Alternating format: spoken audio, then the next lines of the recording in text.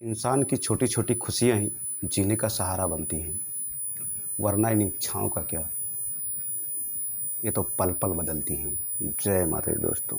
योगी ज्योति सागर से मैं योगी अखिलेश आप लोगों के सामने उपस्थित हुआ हूँ।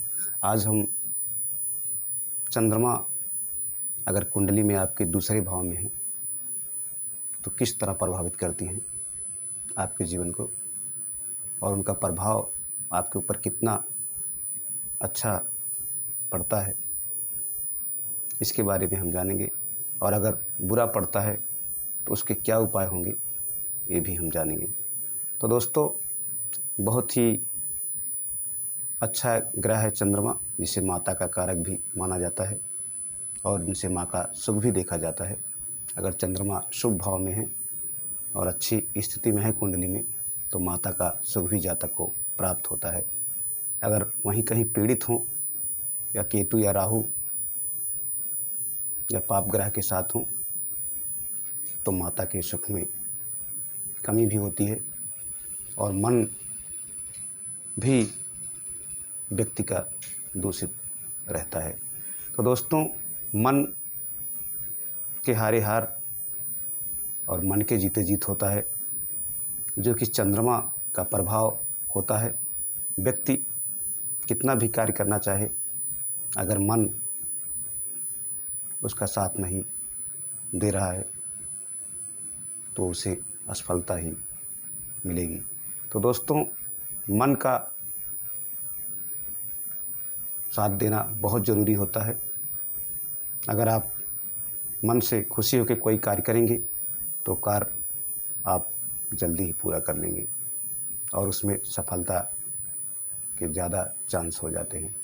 तो दोस्तों, जिस कार्य में आपकी रुचि हो वो कार्य भी आप अच्छे ढंग से करते हैं, और जिस कार्य में आपकी रुचि नहीं होती वो कार्य आप अच्छे ढंग से नहीं कर पाते हैं। ये सब मन के ऊपर ही है, और चंद्रमा मन है और इन्हें माता का भी कारक कहा जाता है।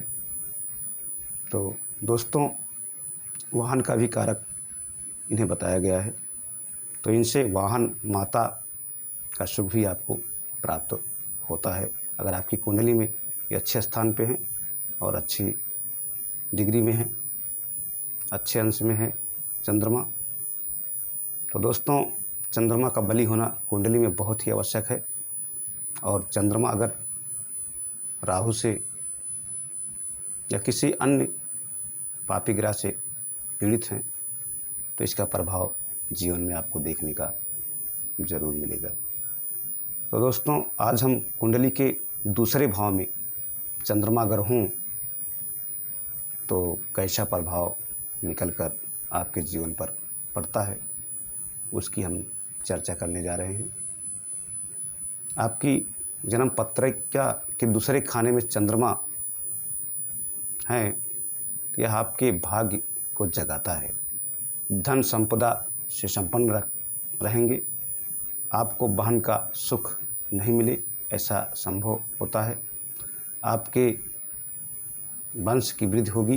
पैतृक सुख और संपत्ति से पूरे आप रहेंगे। आपके घर में लक्ष्मी की वृद्धि होगी। आपको जायदाद और विरासत का हिस्सा अवश्य मिलेगा।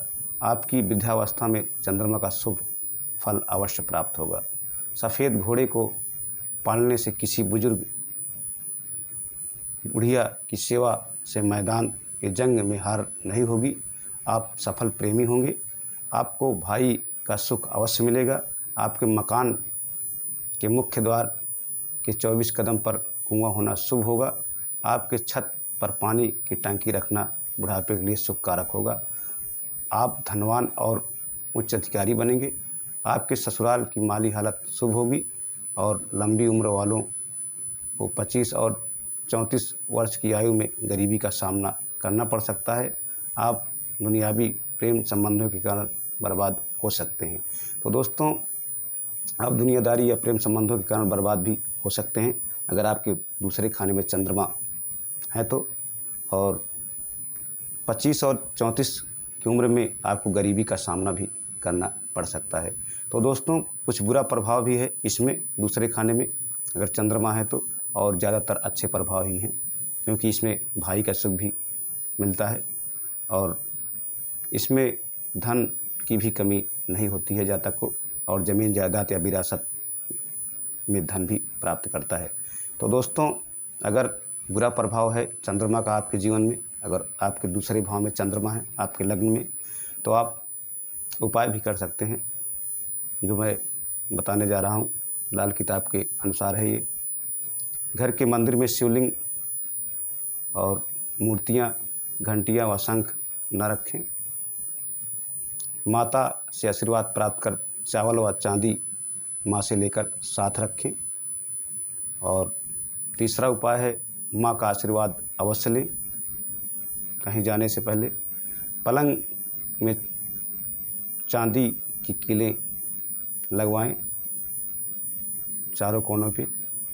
और पांचवा है स्त्री ऋण का उपाय करें। तो दोस्तों, 5 उपाय दिए गए हैं, आप कोई भी उपाय कर सकते हैं। और माँ का आशीर्वाद लिए बिना आप अगर महत्वपूर्ण कार्य करने जा रहे हैं तो ना जाएं।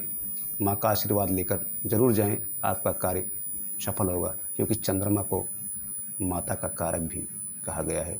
तो आपके लिए माँ का आशीर्वाद बहुत ही ज़रूरी है और माँ को खुश रखना भी बहुत आवश्यक है।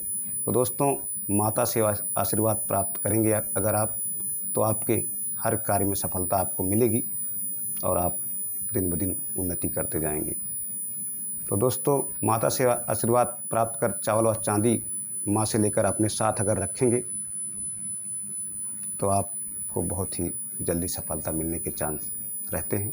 अगर आपके दूसरे भाव में चंद्रमा हैं और आपके लग्न के दूसरे भाव में चंद्रमा हैं, तो आप ये ज़रूर काम करके देखें, इसका फ़ायदा आपको ज़रूर होगा।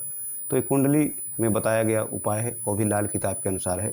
बहुत से लोगों ने इसे आजमाया है और इसका लाभ भी प्राप्त किया है। तो दोस्तों, आप चंद्रमा की पूजा अर्चना के लिए शिव जी की उपासना कर सकते हैं और जल का अभिषेक भी कर सकते हैं। तो चंद्र, बहुत से लोग इसमें उपासना पूजा करते हैं, पूर्णिमा व्रत भी रखते हैं, जिससे मन को शांति मिलती है और कार्यों में सफलता प्राप्त होती है और मन भी उनका बहुत ही अच्छे ढंग से कार्य करता है और वो जो भी कार्य करते हैं उसमें सफलता ज़रूर प्राप्त होती है। अगर चंद्रमा उनके बली हैं और कुंडली में भी अच्छे अंश पे हैं तो आपको ज़रूर सफलता प्राप्त होगी हर क्षेत्र में। तो दोस्तों, ये उपाय आप ज़रूर अपनाएं अगर आपके दूसरे भाव में चंद्रमा है। तो दोस्तों, ये छोटी सी जानकारी हमने आपको दी। अगर आपको पसंद आए तो वीडियो शेयर और चैनल ज़्यादा से ज़्यादा सब्सक्राइब करें और भी लोगों के पास वीडियो भेजें, जिससे वो भी इसका लाभ ले सकें। अगर उनके दूसरे भाव में चंद्रमा हो तो आप कुंडली देखकर जान सकते हैं और इसका उपाय भी आप कर सकते हैं। तो दोस्तों, अगर आपको कुंडली विश्लेषण करवाना है या अपने बारे में जानना है या आप लंबी बीमारी से जूझ रहे हैं या आप कोई समस्या से ग्रसित हैं या आप शिक्षा के क्षेत्र में जानकारी लेना चाहते हैं कि कौन सी शिक्षा से हमें लाभ होगा आगे, तो वो कुंडली देखकर बताया जाएगा। आपको रियल जन्म डेट, समय, स्थान देना पड़ेगा लिख के, तो आपको अपने बारे में आपको बताया जाएगा और आपकी समस्या का समाधान किया जाएगा।